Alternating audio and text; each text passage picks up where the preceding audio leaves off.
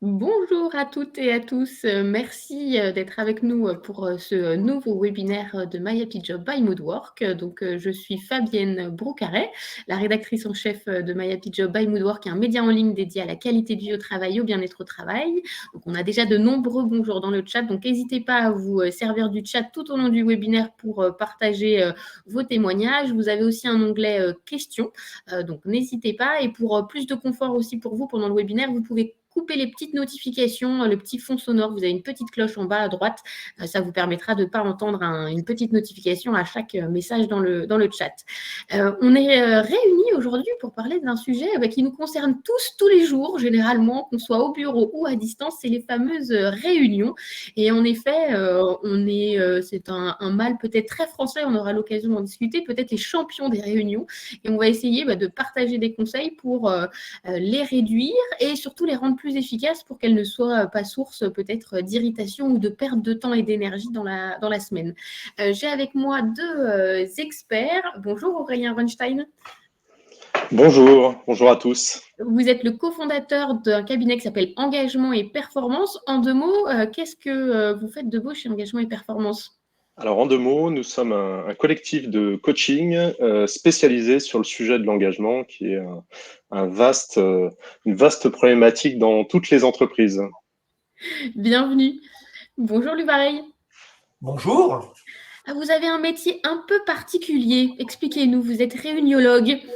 Et ouais, j'ai inventé ça. Donc, je suis réuniologue. Je répare les réunions et je soigne la réunionite. Très bien. Pour le sujet qui nous concerne aujourd'hui, on va être ravis de partager vos beaux conseils. Alors, vous ne le voyez pas, mais il est avec nous dans le chat. Il y a Nathan qui est là pour vous aider si jamais vous avez un problème technique. Et il va aussi vous partager plusieurs liens pendant le webinaire. Comme ça, vous pourrez aussi avoir de la matière pour aller un peu plus loin. Donc, n'hésitez pas vraiment à aller voir aussi les liens que Nathan vous proposera tout au long de ce chat. Alors, pour préparer ce webinaire, je lisais dans un article qu'en moyenne, on a une petite dizaine de réunions par semaine, qu'on passe en moyenne 8 à 10 heures par semaine en réunion. Louis, comment on explique qu'aujourd'hui, en 2021, on traîne toujours ces nombreuses réunions? On a l'impression que c'est un sujet qui était là avant la crise et qui continue même avec le travail à distance.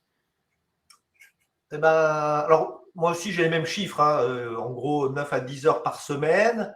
Mais l'autre chiffre qui est encore plus intéressant derrière celui-là, c'est qu'une fois sur deux, les gens sortent de réunion en disant c'était pas terrible. C'est ça. Donc, en fait, on y passe autant de temps parce qu'on aime ça. Parce qu'on aime ça. On ne peut pas avoir un caillou dans une chaussure et continuer à marcher avec sans qu'on ait finalement une vraie question fondamentale à se poser. Est-ce que je continue à marcher avec mon caillou dans la chaussure? Moi, ce que je fais,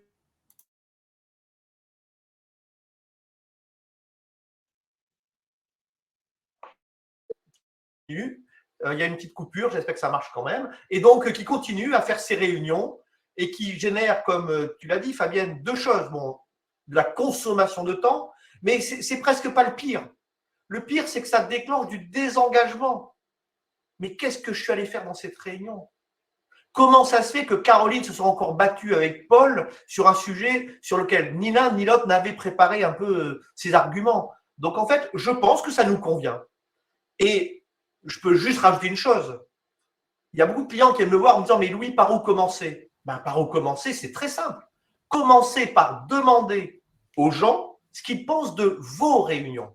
Et il y a une incroyable étude faite aux États-Unis qui est rigolote comme tout. Quand on demande aux gens « Qu'est-ce que vous pensez des réunions ?» Les miennes ou celles des autres?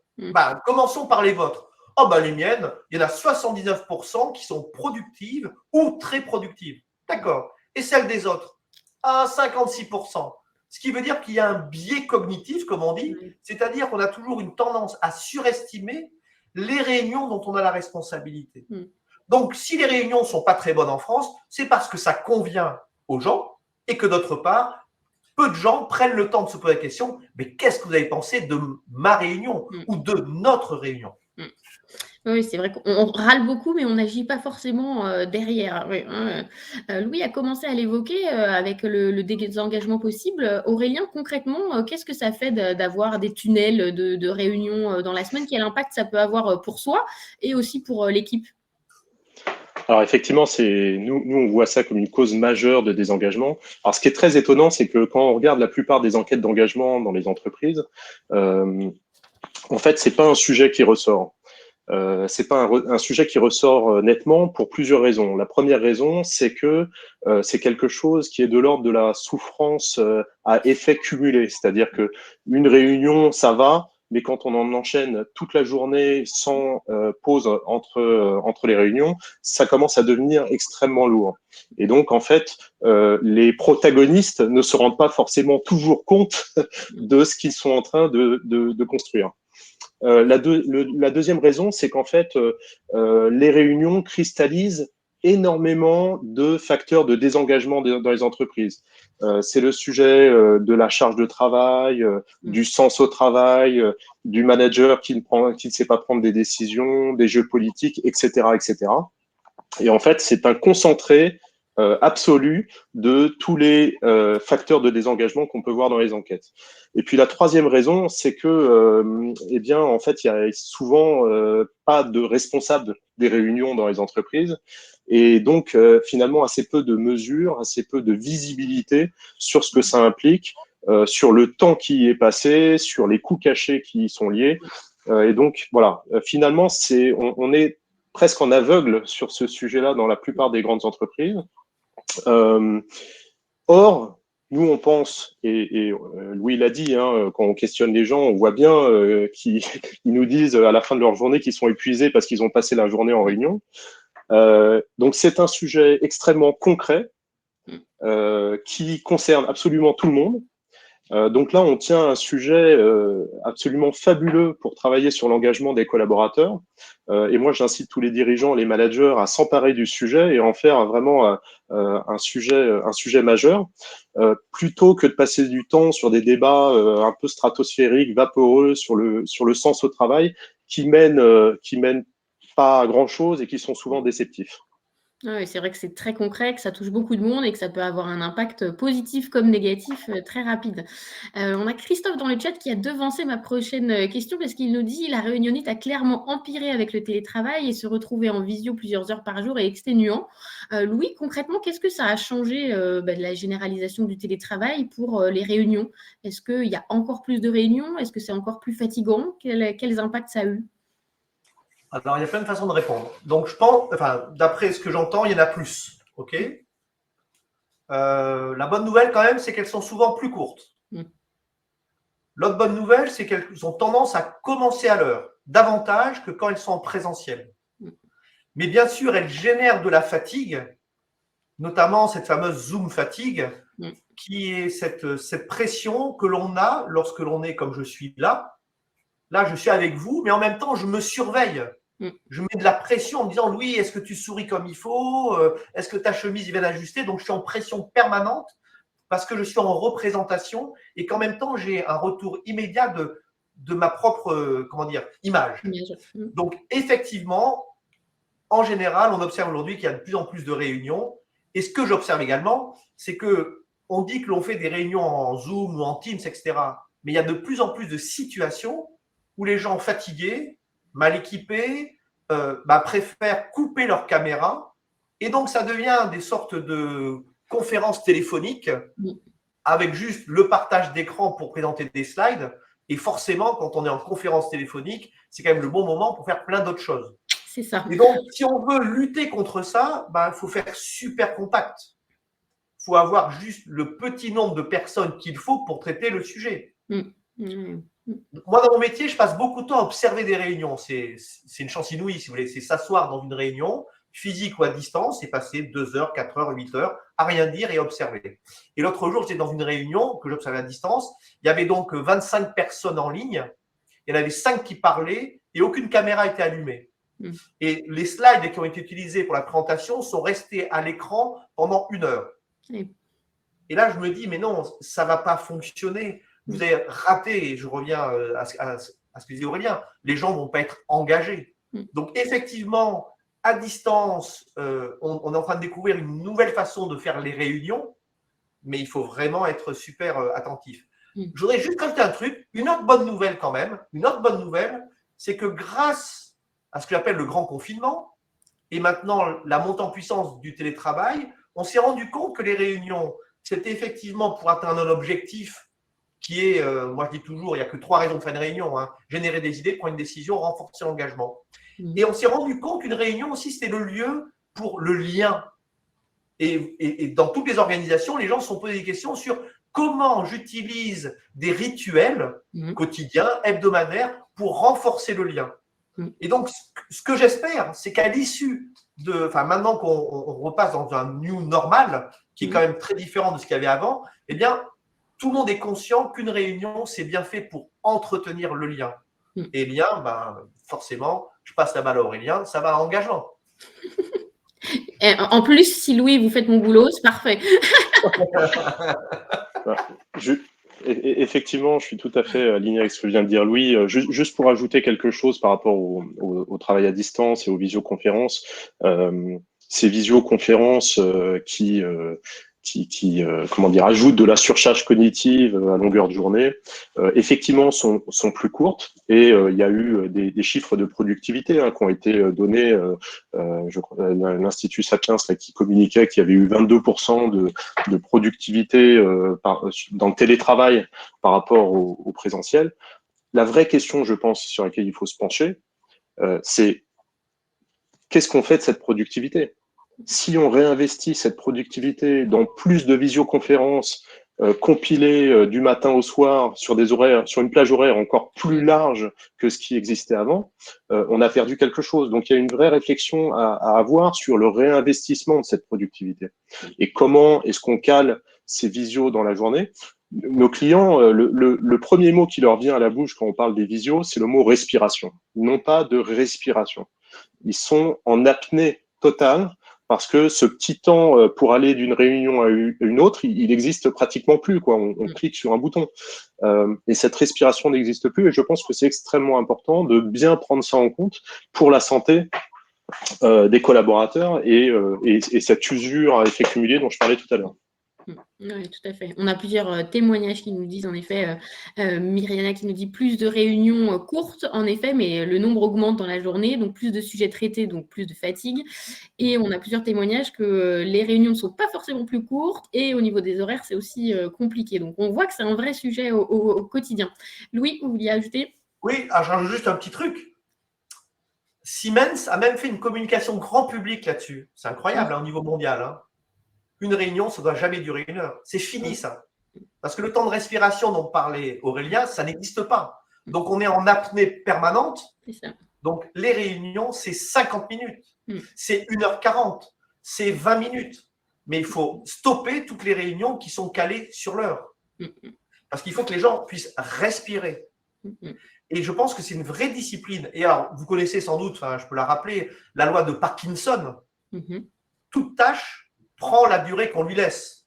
Donc, si on décide que la réunion dure 1 heure, on va s'en mettre pour 1 heure et parfois un petit peu plus. Si on décide que la réunion, il y en a pour 50 minutes, et si on a un petit peu d'exigence et de contrôle, elle va durer 50 minutes. Donc, par pitié, si vous voulez répondre à ce que disait Aurélien, c'est-à-dire pouvoir respirer, arrêtez les réunions d'1 heure. Oui, et moi je l'ai vu dans plusieurs entreprises, en effet, en bonne pratique et instauré avec la direction, les managers, et c'est devenu la règle en disant, même dans certains agendas, il n'était plus possible de programmer des réunions d'1 heure. C'était forcément 45 minutes ou 1h30 ou 1h40, mais en tout cas, on laisse du temps entre chaque réunion, et c'est vrai que c'est important. Je voulais vous demander aussi à tous les deux, est-ce que vous auriez, comment on fait ? On a ce constat qu'on a beaucoup de réunions, qu'elles sont souvent trop longues, qu'elles sont souvent aussi inefficaces et qu'on y perd plus de temps qu'autre chose. Donc, qu'est-ce que serait votre premier conseil déjà pour le premier pas à faire, peut-être pour réduire ce nombre de réunions et les rendre plus efficaces ? Qui veut se lancer ? Alors, je vous prendre la parole. Donc, dans la réuniologie, il y a 3 secrets. Le premier secret, c'est commencer par la fin. Donc, quand je décide une réunion, quand je démarre une réunion, quand je démarre un sujet dans une réunion, je vais être capable de formuler de façon extrêmement claire ce que j'attends, le résultat. Le résultat. Plus tard qu'hier, sur mon blog, je racontais ce qui s'est passé ce week-end où la France a battu les Nouvelle-Zélande, ils ne sont pas allés jouer contre la Nouvelle-Zélande. Ils sont allés gagner. Ils avaient un objectif, pas simplement de jouer. Donc, premier secret, commencer par la fin. Deuxième secret, tous acteurs, qu'est-ce que je fais pour faire bosser les gens avant, pendant et après? Et le troisième secret que j'ai évoqué tout à l'heure, c'est faire mieux demain. Toute réunion doit se terminer par une évaluation. Je répète, toute réunion doit se terminer par une évaluation. Par un petit peu de temps consacré à la question que l'on pose à tout le monde. Qu'est-ce qu'on pense de ce qu'on vient de faire? Et qu'est-ce qu'on pense de la manière avec laquelle on l'a fait? Et là, forcément, les gens vont peut-être vous dire, ça c'était bien, ça s'est bien passé, mais il y a sûrement des choses qui vont émerger pour trouver des voies de progrès. Donc, si vous voulez vous attaquer à la réunionnite, commencez peut-être par le troisième secret, qui est commencer par la fin. Prenez le temps d'évaluer vos réunions. Et vous allez voir qu'il y a un tsunami de bonnes idées qui va arriver. Un tsunami. Ouais, mais ce sujet, tu aurais pu faire un mail. Ok. Ah, mais pourquoi on est 40 dans cette réunion? Ok. Est-ce qu'on est clair sur la décision qu'on a prise? Est-ce qu'on pourrait s'arranger pour que la parole circule, soit pas toujours les mêmes qui parlent? Donc tout ça, ça va venir et ça va vous nourrir pour vous dire, qu'est-ce que je fais différemment? Et là, je ne vais pas empiéter sur Aurélien, mais dès qu'on se met en progrès dans un collectif, on renforce l'engagement. On crée une bande dans laquelle on a des bonnes idées et on progresse. Désolée pour ma disparition-réapparition, c'est aussi le lot des réunions à distance. Aurélien, du coup, d'autres idées? Alors effectivement, je suis tout à fait d'accord avec ce qu'a dit Louis, et j'ai pu l'observer aussi moi-même quand j'étais en poste opérationnel. Moi, je prends le problème d'une manière un peu différente, c'est-à-dire je me pose la question de pourquoi l'organisation produit-elle des réunions, et pourquoi, même si la plupart des bonnes pratiques sont connues des managers et des directeurs, enfin il y a énormément de formations plus ou moins bonnes sur le sujet, pourquoi ces bonnes pratiques ne sont pas appliquées autant qu'on aimerait qu'elles soient appliquées?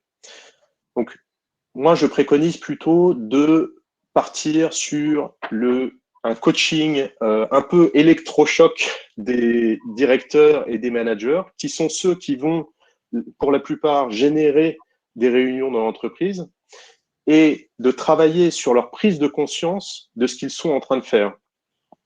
Prise de conscience non seulement du temps qui est passé et des coûts cachés pour l'entreprise. Généralement, personne n'a aucune idée de ce que ça peut représenter, mais quand on regarde bien, c'est massif. Mais aussi prise de conscience de tous les enjeux cachés qui peuvent exister derrière la production de réunions. Des managers vont produire des réunions pour se donner l'illusion de travailler. Des équipes vont produire des réunions pour se donner l'illusion de collaborer. Parfois, certains managers ont la peur de prendre une décision seuls. Parfois, il y a des jeux politiques, etc., etc. Donc, beaucoup de raisons, en fait, qui font qu'une organisation va générer des réunions dans tous les sens. Et parfois, à la fin d'une réunion, ne sachant pas décider sur le sujet en question, la seule décision sur laquelle ils arrivent à se mettre d'accord, c'est de faire une autre réunion. Donc, on est en fait dans un phénomène systémique qu'il faut traiter, je pense, par un coaching systémique, en travaillant avec les managers pour les faire prendre conscience de ce qu'ils sont en train de faire. Et déjà, rien que par cette prise de conscience, les comportements, les questions qui vont se poser dans leur management et dans la manière de produire des réunions, va déjà améliorer les choses. Ensuite, on peut travailler avec eux sur la mise en place de règles incitatives. Aujourd'hui, les comportements qui sont récompensés dans l'entreprise ne sont pas des comportements qui diminuent le nombre de réunions. C'est plutôt l'inverse. Quelqu'un qui va vouloir annuler une réunion ou considérer qu'elle n'est pas utile, il va être vu comme quelqu'un qui casse la collaboration. Donc, comment est-ce qu'on peut renverser ce paradigme et créer des règles incitatives, explicites ou implicites? Par exemple, lorsqu'on rajoute une réunion dans l'agenda, essayer d'en enlever une. C'est une idée toute simple, mais voilà, ça peut permettre aussi de faire du ménage.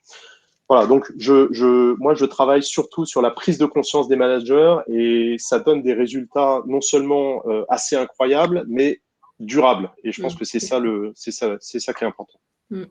On a Myriana qui nous donne une piste peut-être d'alternative. Elle nous dit, ne peut-on pas remplacer des réunions par des chats parfois afin de pouvoir répondre, prendre des décisions en différé sans avoir forcément de réunion? Est-ce qu'il y a des formats des fois qui peuvent être intéressants? Oui.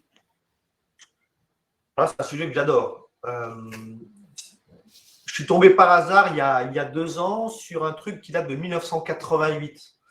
Et c'est un type qui s'appelle Johansson, Robert, un Suédois qui a créé la matrice de Johansson. Alors, c'est une matrice qui était s'appliquer au travail des groupwares informatiques, donc des équipes informatiques. Il a fait un truc tout bête, mais vraiment, c'est à la fois bête et génial, mais il fait une matrice, 2 colonnes, ce que l'on fait en synchrone et ce que l'on fait en asynchrone, le fameux chat dont on vient de parler. Et il coupe la matrice horizontalement en disant ce qu'on fait au même endroit et dans des endroits différents. Donc, il me faudra un schéma, mais en gros, vous me suivez. En haut à gauche, c'est même endroit en même temps, c'est la réunion. Le grand confinement nous a permis de découvrir qu'il y avait moyen de faire en même temps à des lieux différents, la réunion à distance. Mais il y a tout un espace à explorer qui est l'espace de l'asynchrone. Qu'est-ce que je peux faire en réunion? Et la première chose qui est extrêmement pertinente sur l'asynchrone en réunion, c'est de préparer la réunion.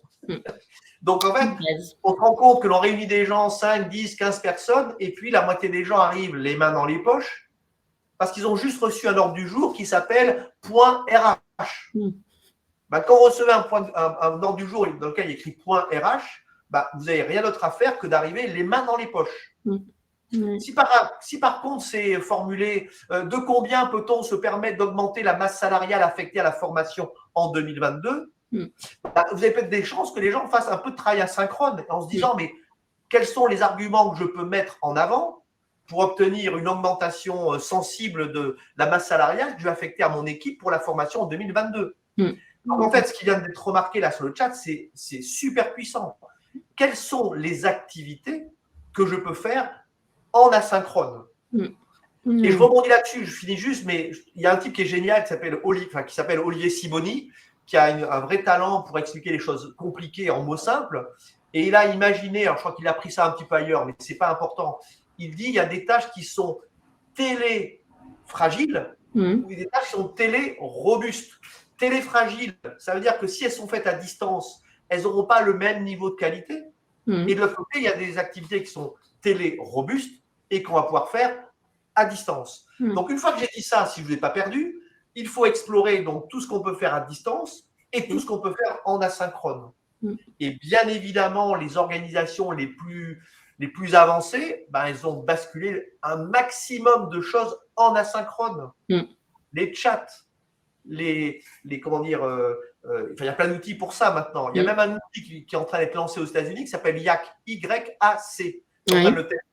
C'est partager des mémos vocaux en asynchrone ou partager des copies d'écran et des enregistrements d'écran en asynchrone. Ça nous pousse à réfléchir différemment. Donc oui, apprenons à ne pas tout faire en réunion.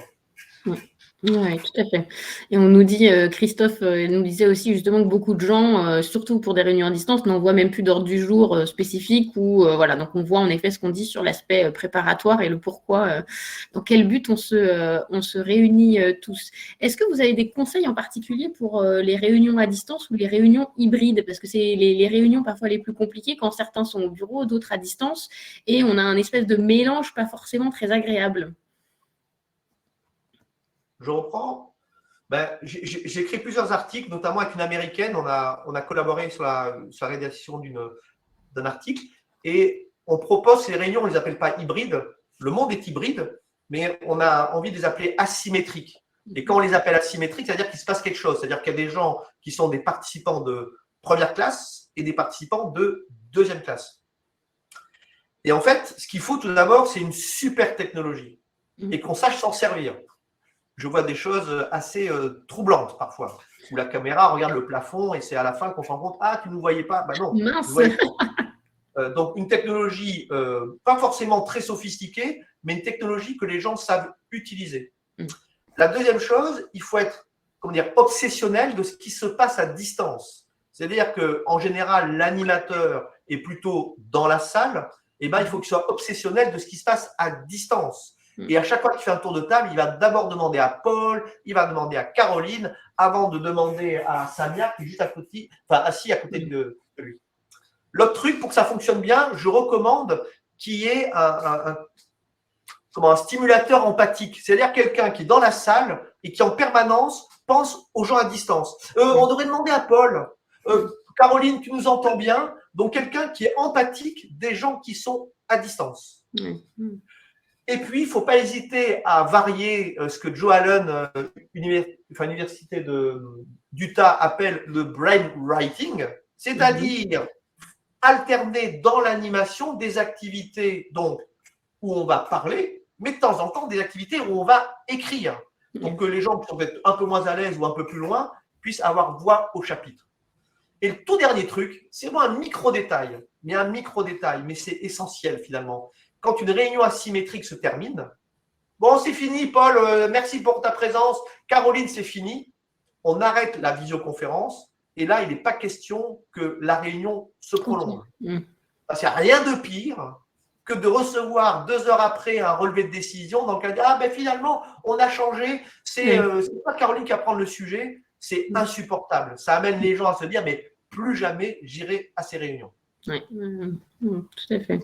Et dans les alternatives aussi, on parlait donc du côté chat, mais est-ce qu'on peut aussi essayer, Aurélien, d'autres formats? On a beaucoup parlé à un moment des walking meetings.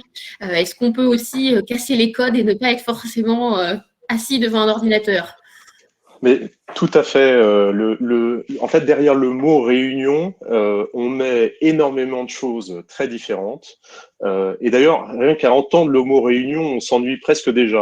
Donc nous, on travaille avec nos clients pour casser les codes et réinventer des nouveaux formats qui leur conviennent à eux et qui permettent de sortir complètement de une sorte de typologie comme ça par défaut de ce à quoi devrait ressembler une réunion.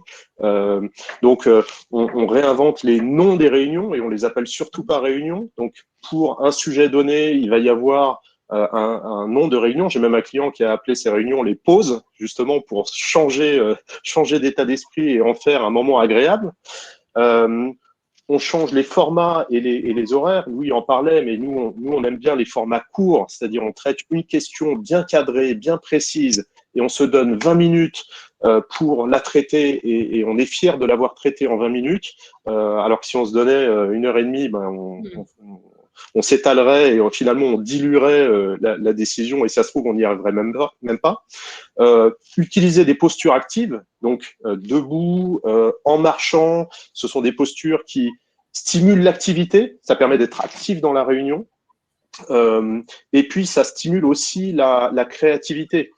Ça diminue le stress, c'est prouvé scientifiquement, le fait de marcher permet de limiter la production d'adrénaline et de cortisol et de stimuler la créativité.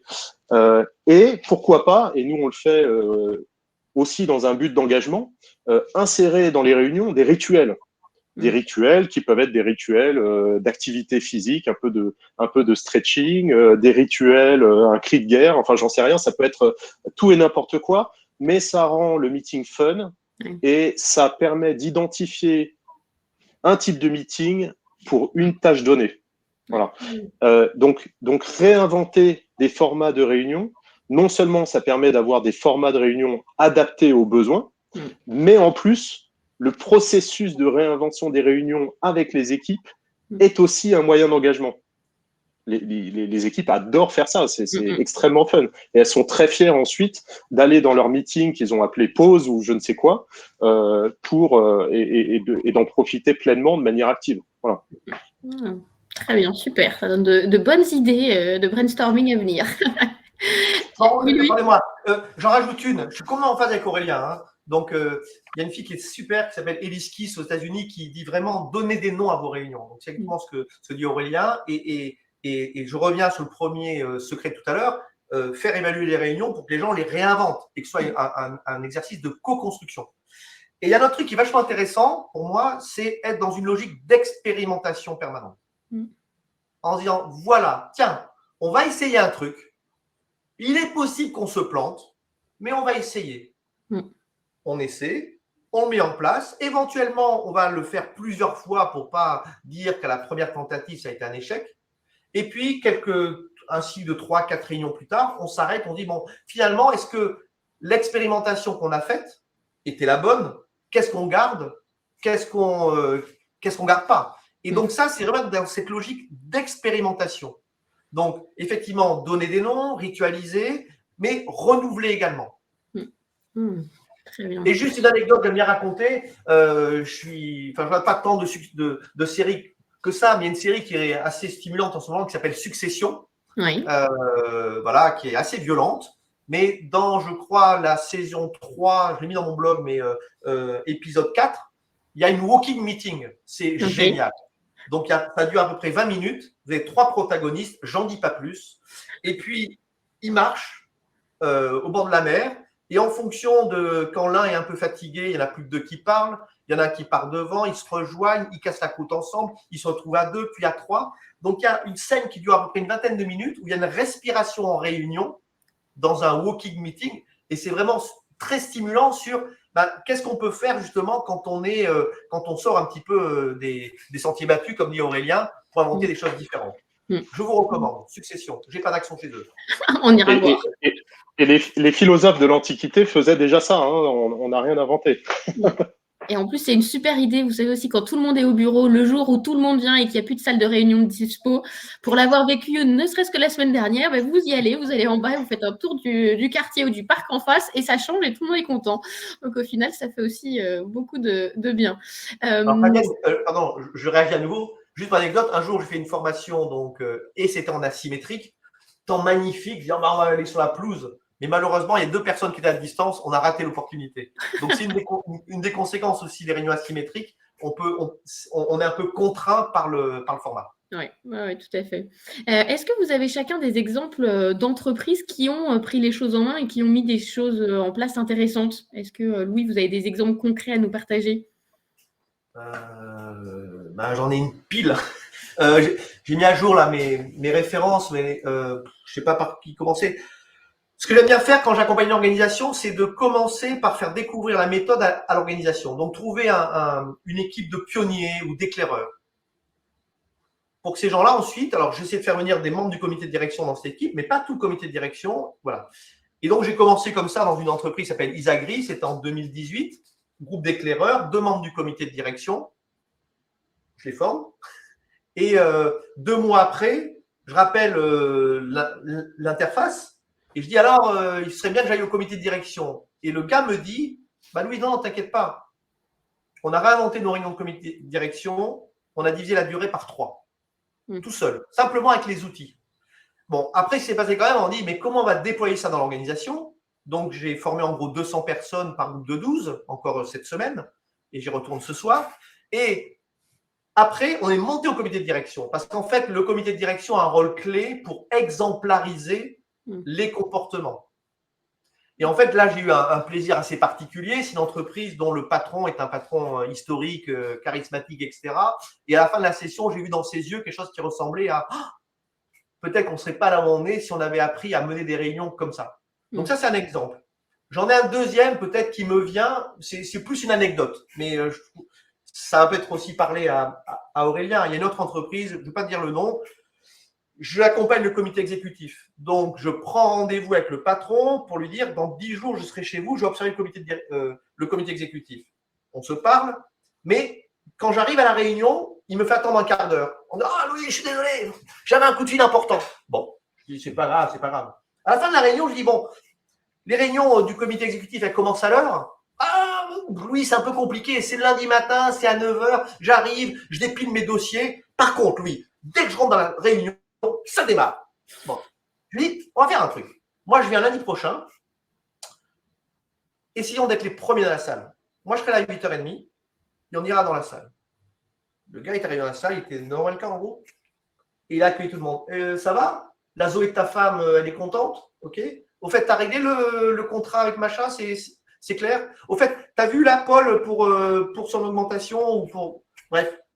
La réunion démarre à 9h pile. À la fin de la réunion, on fait une évaluation. Qu'est-ce qu'on a pensé de la réunion? Et il y avait une sorte de consensus. On n'a jamais vu ça. Oui. C'était super fluide, c'était bienveillant, on s'écoutait. Donc simplement par poser le ton de la réunion au début, ça a transformé. Le lendemain, je rappelle le gars, il me dit, Louis, plus jamais je serai autrement que le premier dans mes réunions de comité exécutif. Et comme quoi, ça Et change vraiment la donne. Et la fin de l'histoire, elle est dramatique, la fin de l'histoire. C'est que j'y retourne 3 mois après pour les accompagner. J'arrive à 9h moins 1. Ils m'attendaient, en fait. Ils m'attendaient depuis un quart d'heure. Voilà. Comme quoi, c'est possible. Oui. Alors, on vous entend bien, Louis, on ne vous voit plus. J'espère que ça va revenir. Mais en tout cas, ah, voilà. Et ben voilà. Il suffisait que je le dise pour que ça revienne. C'est magique. Aurélien, du coup, vous avez aussi vu dans certaines entreprises des changements vraiment concrets? Oui, alors dans la même logique que j'ai expliqué tout à l'heure de réinvention des codes des réunions, j'ai eu l'occasion d'accompagner une grande entreprise dans le domaine de la santé qui est une équipe qui en fait faisait des réunions d'équipe toutes les semaines, extrêmement laborieuses, extrêmement pénibles pour tout le monde, qui généralement allaient que dans un sens. Et en fait, on a retravaillé à réinventer cette réunion et l'équipe a inventé ce qu'ils ont appelé le cercle, une réunion de 30 minutes debout, en cercle.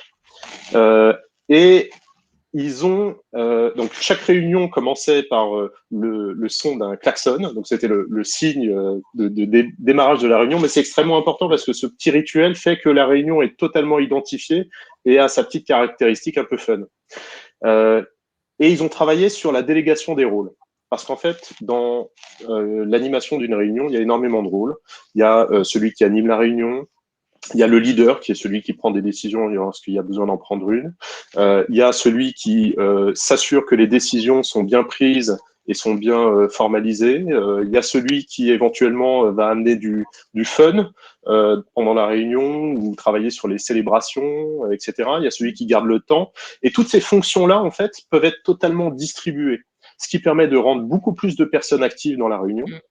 Et bon, eux avaient choisi de le faire de manière tournante, c'est-à-dire que tout le monde y passait à un moment donné, c'était une équipe de 30-40 personnes, ce qui faisait qu'on voyait des gens qui avant étaient totalement passifs et comment dire, qui ne s'impliquaient pas, voire même qui étaient étalés sur leur table, prendre des rôles et presque se découvrir des rôles d'animation et changer leur image aussi, progresser en face de leur équipe. Donc ça, c'est absolument fabuleux.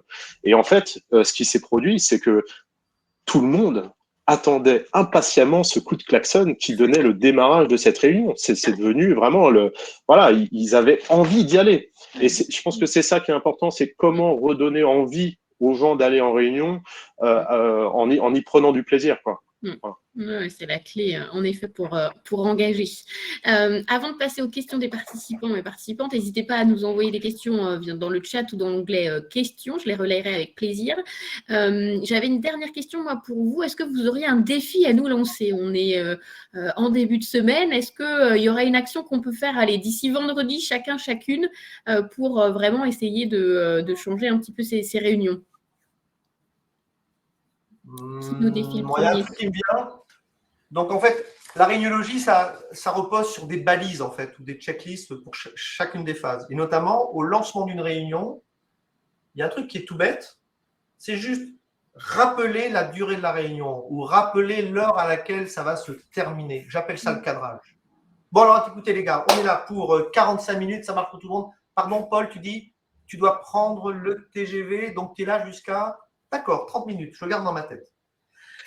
Et je vais ajuster peut-être l'agenda, enfin l'ordre du jour, à cette contrainte. Donc, il y a un truc, un défi qui est tout simple. C'est chaque fois qu'une réunion commence, prendre le temps de se dire, bon, alors, on finit à quelle heure? Donc, soit c'est l'initiative de l'animateur, s'il y en a qui sont là, mais ça peut être aussi l'initiative de participants qui, alors que la réunion démarre, Paul, juste avant qu'on se lance dans le sujet, on finit à 10h50, c'est bon. Et on le dit suffisamment fort pour que tout le monde l'entende. Pour que tout le monde se dise, c'est 10h50. Et que le bavard se sente un petit peu sous pression en disant, oula, ils ont rappelé que c'est 10h50, ce ne sera pas à 11h30. Voilà. Donc, c'est un tout petit défi. Veillez à ce que toutes vos réunions démarrent avec le rappel de l'heure de fin. Point. Très Essayez. bien. Ouais, essayez. Super. Aurélien? Alors moi, je voudrais donner un défi un peu paradoxal. Je voudrais inciter tous les participants à remplir leur agenda de non-réunion. En fait, dans l'inconscient collectif, la réunion est plus importante que le travail personnel. Quand on regarde les agendas des uns et des autres, on ne voit que des réunions, on ne voit pas d'activité personnelle. Parce que on part du principe, sans trop y avoir réfléchi d'ailleurs, que notre activité personnelle va se construire autour des réunions quand il reste du temps. C'est ça. Eh bien, je pense qu'il faut rééquilibrer les choses parce que la nature a horreur du vide et si l'agenda est libre, des réunions vont s'y coller. Alors que si on fait l'inverse et qu'on se planifie des plages de travail individuelles pour produire, pour, comme l'a dit Louis, travailler de manière asynchrone pour éventuellement préparer la prochaine réunion, eh bien, on bloque des plages dans son agenda et du coup, les réunions se calent autour de ces plages-là. Voilà. Donc, rééquilibrer et mettre ces non-réunions au même niveau que les réunions. Ouais. Non, c'est super important parce que sinon on se retrouve en effet à faire ce fameux travail de fond entre deux réunions et on a 10 minutes, un quart d'heure, 20 minutes et on réenchaîne et c'est du travail complètement haché tout au long de la journée. Oui? Ouais, je rajoute un petit truc. J'ai vu un tweet ce matin d'un Américain que je trouvais rigolo, donc je l'ai mis au paperboard et j'essaie de le traduire. C'est en gros monter l'échelle du corporate. Phase 1. Oh, mon Dieu, qu'est-ce que j'aimerais être invité à cette réunion. Phase 2. Oh, quelle fierté que de pouvoir participer à cette réunion. Phase 3. Que faut-il que je fasse pour ne plus avoir à perdre mon temps dans cette réunion. Monter l'échelle du corporate. Je trouve ça assez amusant.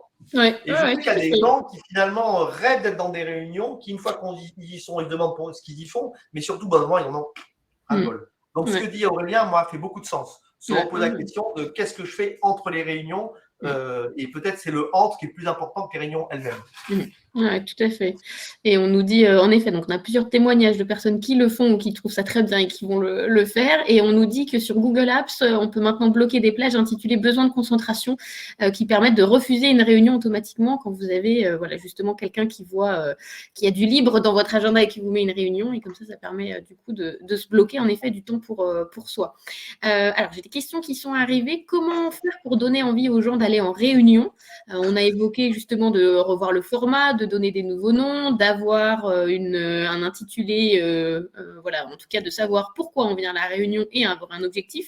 Est-ce que vous auriez une ou deux autres idées? Il y a par exemple les icebreakers au début des réunions. Qu'est-ce qu'on peut faire pour essayer de donner envie peut-être et de ne pas être dans la réunion trop classique, ennuyante? Bon, moi, j'en ai plein, mais je ne parlerai pas des inclusions tout de suite parce que ça peut être un peu long. Mais au moins, première chose que je ferai, c'est accueillir les gens. Bonjour, je suis content que vous ayez tous pu vous libérer et que tout le monde soit à l'heure pour cette réunion. À l'accueil. Il y a Steven Rogelberg, là, récemment, il disait l'animateur, il est là pour mettre de l'énergie. D'accord?